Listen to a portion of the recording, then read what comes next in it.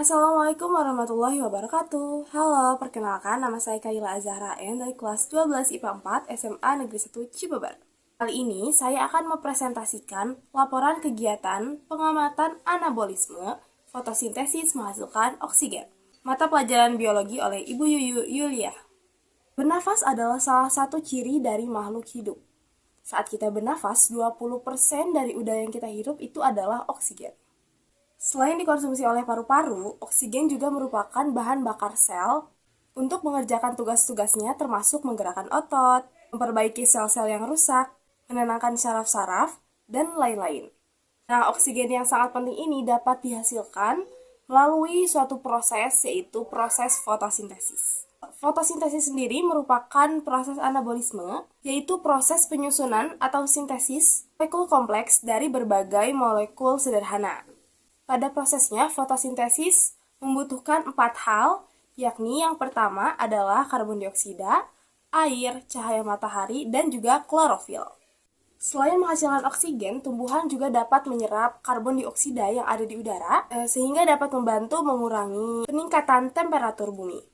Untuk membuktikan bahwa oksigen merupakan salah satu produk dari fotosintesis, dan untuk mengetahui peran karbon dioksida serta cahaya matahari dalam proses fotosintesis, alat-alat yang dibutuhkan adalah 4 buah botol plastik, 1 sendok makan soda kue, tumbuhan Hydrilla verticillata, air, dan juga sendok.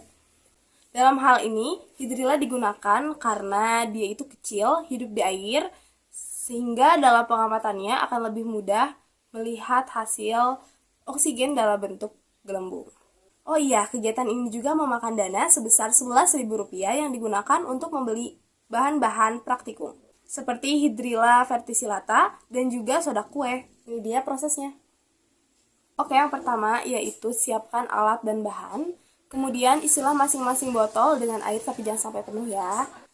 Pisahkan 2 botol, lalu tambahkan 1 sendok makan soda kue, kocok atau bolak-balikanlah botol sampai soda kue larut dalam air. Lalu masukkan Hydrilla ke dalam setiap botol. Kemudian simpan 2 botol di tempat yang terpapar sinar matahari. 1 botol dengan air tanpa soda kue dan 1 botol dengan air soda kue. Simpan 2 botol lainnya di tempat teduh. Setelah itu, tunggu 30 menit, lalu amati perubahan yang terjadi pada setiap botol.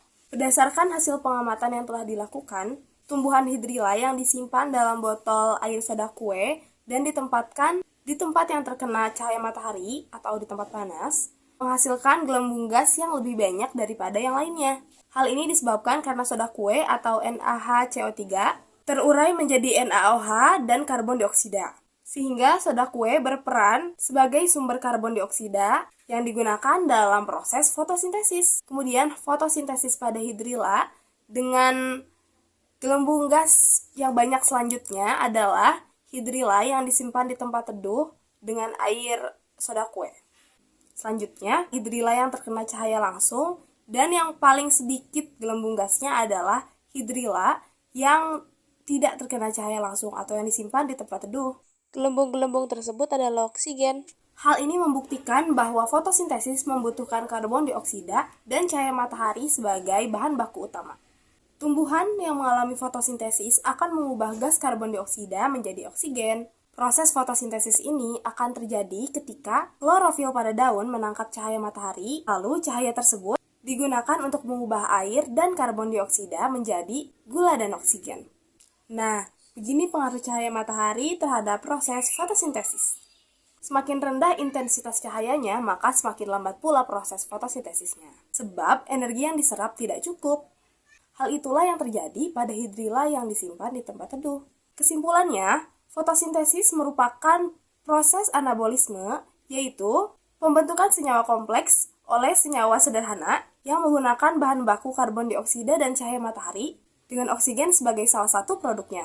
Semakin tinggi intensitas cahaya, maka akan semakin banyak ATP yang terbentuk, sehingga fotosintesis akan dipercepat. Demikian presentasi laporan yang bisa saya sampaikan. Terima kasih, semoga dapat bermanfaat. Wassalamualaikum warahmatullahi wabarakatuh. Sampai bertemu di video selanjutnya.